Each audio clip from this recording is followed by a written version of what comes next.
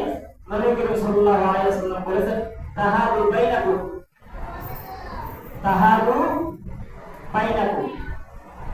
তাজদাদুল মাহাব্বা, তোমরা একে অপরকে পরস্পরে কি করো, তোমরা হাদিয়া দাও, বিনিময়ে হাদিয়া দাও, হাদিয়া নেওয়া দেওয়া করো, তার দ্বারা কি হবে, তাজদাদুল মাহাব্বা, মহাব্বত বৃদ্ধি পাবে। আমাদের দেশে এই রমজান আসছে, এই রমজানের জন্য একে অপরকে হাদিয়া দেয় কি দেয় না? বিশেষ করে যারা যুবক আছে, ইয়াং আছে, গার্লফ্রেন্ডদেরকে বিশেষ আলাদা হাদিয়া দেয়, মার্কেট করে দেয় কি দেয় না? এই অবৈধ কাজে মার্কেট এটা নবী সাল্লাল্লাহু আলাইহি ওয়াসাল্লাম বলে নাই। অর্থাৎ আপনি বৈধ কাজে হাদিয়া দেওয়াটা, হাদিয়া হলো তোহফা, হাদিয়া দেওয়া এবং নেওয়া উভয়টাই সুন্নাত। সদকাতুল ফিতর, সদকা মানে দান দিতে পারবে গরিবকে, দান খাওয়ার যোগ্য হলে গরিব, কিন্তু হাদিয়া আপনি গরিবকেও দিতে পারেন, ধনীকেও দিতে পারেন, রাজা মুচিকেও দিতে পারে, মুচি রাজাকেও দিতে পারে। হাদিয়ার জন্য কোনো নির্ধারিত কোনো কি নাই, ক্যাটাগরি নির্ধারণ করে দেন নাই। কথা বুঝে আসছে? হাদিয়া হলো কি আপনি যতটুকু সামর্থ্য আপনার, সেই অনুযায়ী আপনার ভাইকে, আপনার বোনকে, আপনার উস্তাদকে, আপনার পীর সাহেবকে, একজন আলেমকে, একজন হাফেজকে, একজন ইমাম সাহেবকে আপনি আপনার সামর্থ্য অনুযায়ী হারিয়ে দেবেন। এটার কোনো কি নাই, কোনো সীমানা নবী করিম সাল্লাল্লাহু আলাইহি ওয়াসাল্লাম নির্ধারণ করে দেন নাই। আর নবী করিম সাল্লাল্লাহু আলাইহি ওয়াসাল্লাম এটা বলেছেন, যেই জিনিস তুমি নিজে ব্যবহার করতে পছন্দ করো, যেই জিনিস তোমার নিজের জন্য পছন্দ করো, ওই জিনিস তুমি অপর ভাইয়ের জন্য কি পছন্দ করো। কথা বুঝে আসছে? এখন আপনি ব্যবহার করবেন পরে কাপড়ের জামা, আপনি একজন ইমাম সাহেবকে বা অন্য একজন ব্যক্তিকে হারিয়ে দিবেন, আপনার শ্বশুর হোক না কেন, আপনার নিকটাত্মীয় হোক না কেন, তাকে দিবেন কি 150 টাকা দামের কাপড়ে। তাহলে আপনি ব্যবহার করতেছেন 700 টাকা দামের কি কাপড়, আর আপনার ভিআইপি দিতেছেন 150 টাকা। তাহলে এটা বৈষম্য হলো কি হলো না? নবী করিম সাল্লাল্লাহু আলাইহি ওয়াসাল্লাম বলেছেন, আপনি যে জিনিস পছন্দ করেন আপনার অপর মুসলমান ভাইয়ের জন্য একই জিনিস পছন্দ করুন। এটা হলো নবী করিম সাল্লাল্লাহু আলাইহি ওয়াসাল্লামের নির্দেশ। এই জন্য হাদিয়া দেওয়া নেওয়া সুন্নাত। আমাদের দেশে হাদিয়া কম বেশি সবাই দেয় কি দেয় না? কিন্তু ওলামায়ে কেরাম, মসজিদের ইমাম সাহেবরা এরা বঞ্চিত। এরা কি বঞ্চিত? বলতে গেলে কেউ হুজুরের জায়গায় ঘুরিয়ে দিলে আবার নিজেদের কথা হইতে, ওলামায়ে কেরাম কি বঞ্চিত। মসজিদে আসলে দোয়া করাইলো, মা বাবার নামে দোয়া করাইলো, সবকিছু করলো, পুলিশের 5 কেজি জিলাপি কিনলো, 500 টাকা খরচ করলো, ইমাম সাহেবকে 100 টাকা হাদিয়া দেওয়ার মতো তৌফিক হয় না। ইমাম সাহেবকে 100 টাকা হাদিয়া দেওয়ার মতো কি তৌফিক হয় না। সব হিসাবে নিতে হবে। ইমাম সাহেবের আল্লাহ চালায়, ইমাম সাহেবের আল্লাহ চালাইলে মুসল্লিদেরকে কি চালায়? ভগবান নাকি দুর্গা না দেবী? বলেন না, আল্লাহ চালায়। এই জন্য মাওলানা নাসিরউদ্দিন যুক্তিবাদী, গোপালগঞ্জের একজন প্রসিদ্ধ বক্তা ওয়াইজ, উনি বলেছিলেন, ওনাকে কোন ব্যক্তি দাওয়াত করেছে, ওনার ছাত্র জীবনের ঘটনা আর কি। তো দাওয়াত করার পরে ওনাকে কেউ আর কি মুসলিমদের মধ্যে থেকে বলছে, হুজুর আমার ছেলে তো চাকরির জন্য ইন্টারভিউ দিতে, দোয়া করবেন সে যেন ভালো চাকরি, ওই চাকরিটা যেন হয়ে যায়। তুমি দোয়া করছে, আল্লাহ ইমাম সাহেবের যে বেতন, অমুকের সন্তান যে চাকরি বা তার বেতন ইমাম সাহেবের বেতন সমতুল্য করে দাও। দোয়া কালাম শেষে এরপর ইমাম সাহেবের উপর দিয়ে গেছিল। ইমাম সাহেবের বেতন হলো 5,000 টাকা, 7,000 টাকা। সেই বেতন অ্যাপ্লাই করছে, ইন্টারভিউ দিয়েছে 30,000 টাকা, 35,000 টাকা। তাহলে ইমাম সাহেবের আল্লাহ চালায়, তারা চালায় কে? কথা বলেন নাই, তারা গায়ে লাগছে। একজন ইমাম সাহেব, তারও কিন্তু ফ্যামিলি আছে, তারও স্ত্রী সন্তান আছে। আপনি যেই বাজার থেকে বাজার করেন, আর ইমাম সাহেব সেই একই বাজার থেকে বাজার করেন।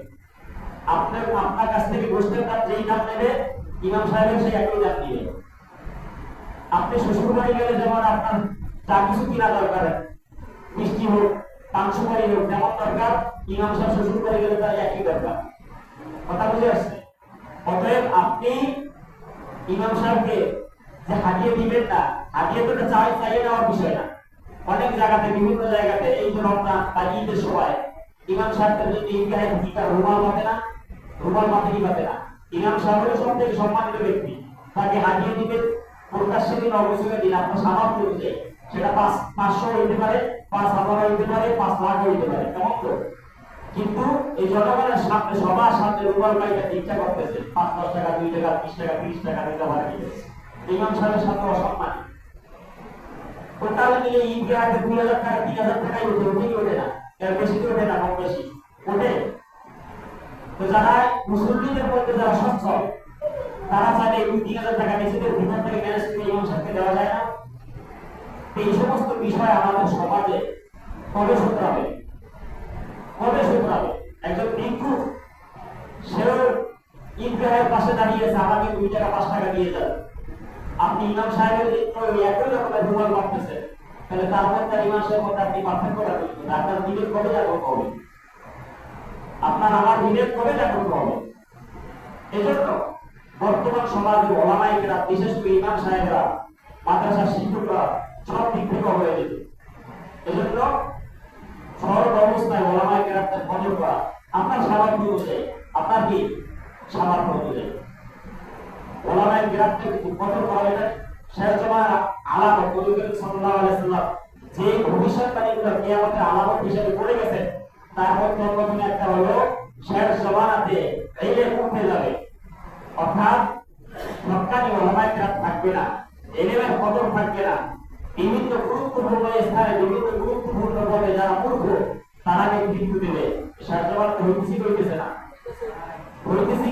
না হইতেছে ওলামায়ে কেরাম যারা হক্কানি ওলামায়ে কেরাম আমাদের এই দক্ষিণ অঞ্চলে বিশেষ করে সাফিনা মুহাম্মদ সাহেব রহমাতুল্লাহ তিনি যেমন আমলওয়ালা বুজুর্গ ছিল বর্তমানে যারা আছে তারা কি তার মতো হতে পারবে কোনোদিন বলেন হতে পারবে কোনো দিক থেকে মেসারাবাদ রহমাতুল্লাহ গায়েব সাহেবের মতো কোনো ব্যক্তি এখন বর্তমান যুগে তার মতো কত আমলওয়ালা একটা সালাকে হতে পারবে চরমানের মরহুম বিশ্বের মধ্যে কেউ এরকম হতে পারবে তো যেই ব্যক্তি যেই সমানাতে আছে সামনে যেই দিকগুলো আসবে সেই দিক ওই দিক থেকে আরো খারাপ হবে এটা হলো কিয়ামতের আলামতের পর এই জন্য ওলামায়ে কেরামদের কদর করা এবং প্রত্যেকটা স্থানে প্রত্যেকটা পদে যে সমস্ত পদ গুরুত্বপূর্ণ পদ সেখানে যারা শিক্ষিত সেখানে যারা সঠিকভাবে মূল্যায়ন করতে পারে সঠিকভাবে পরিচালনা করতে পারে তাদেরকে সেই স্ব স্থানে জায়গা দেওয়া এটা হলো শরীয়তের নির্দেশ শরীয়তের কি নির্দেশ আমাদের দেশে যেই দলই ক্ষমতায় আসুক না কেন দুর্নীতি করার কারণ কি কারণ সে যখন চাকরিতে ঢুকে ৮ লাখ টাকা ১০ লাখ টাকা ঘুষ দিয়ে ঢুকে এই কথা কি অস্বীকার করতে পারবে মেধা দিয়ে তার যে পড়ালেখার কোয়ালিফিকেশন আছে সার্টিফিকেট সেই অনুযায়ী কতজনে চাকরি পায় না যেমন না কিন্তু খুব কম পায় হলো মানুষ হলেও তার আত্মীয় স্বজন এইরকমের কিছু আছে অথবা ঘুষ দিয়ে এটাই আমাদের সমাজ তো যেখানে একজন ব্যক্তি ১০ বছর ১২ বছর ১৫ বছর ১৮ বছর পড়ালেখা করার পরে তার যোগ্যতা আছে তিনি একজন যোগ্য লোক তারপরেও একটা সরকারি চাকরি পেতে হলে তাকে ১০ লাখ টাকা ১২ লাখ টাকা ঘুষ দিয়ে ঢুকতে হয় আমাদের সমাজের সিস্টেমটা এমন তো এই যে ব্যক্তি উনি যদি সব থেকেও থাকে এই যে ৮ লাখ টাকা ১০ লাখ টাকা ১৫ লাখ টাকা দিয়ে ঘুষ দিয়ে ঢুকলো এই টাকাতে তার উসুল করতে হবে না এই উসুল করবে কি দিয়ে অবশ্যই তাকে নিয়ন্ত্রণ করতে হবে এবং তার যে বেতন নির্ধারিত করে সরকার কর্তৃক এই বেতন দিয়ে তার চলবে না এজন্য আমাদের এই সমাজের সিস্টেম পরিবর্তন করতে হলে আপনাকে আমাকে সর্ব অবস্থায় কোরআন এবং সুন্নাহ অনুযায়ী আপনাকে আমাকে চলতে হবে আপনার ভিতরে যদি কোরআনের ভয় থাকে কোরআন মানা যদি আপনার ভিতরে মানটা থাকে নবী করিম সাল্লাল্লাহু আলাইহি ওয়াসাল্লামের দিক নির্দেশনা অনুযায়ী চলার মতো যদি আপনার ভিতরে মানটা থাকে তাহলে আপনার আমার জন্য ইহকালেও কামিয়াবি পরকালেও কি কামিয়াবি এই জন্য আল্লাহ পাক রব্বুল আলামিন আমাদের সবাইকে কোরআন এবং সুন্নাহ অনুযায়ী আমল করার মতো তৌফিক দান করুন সবাই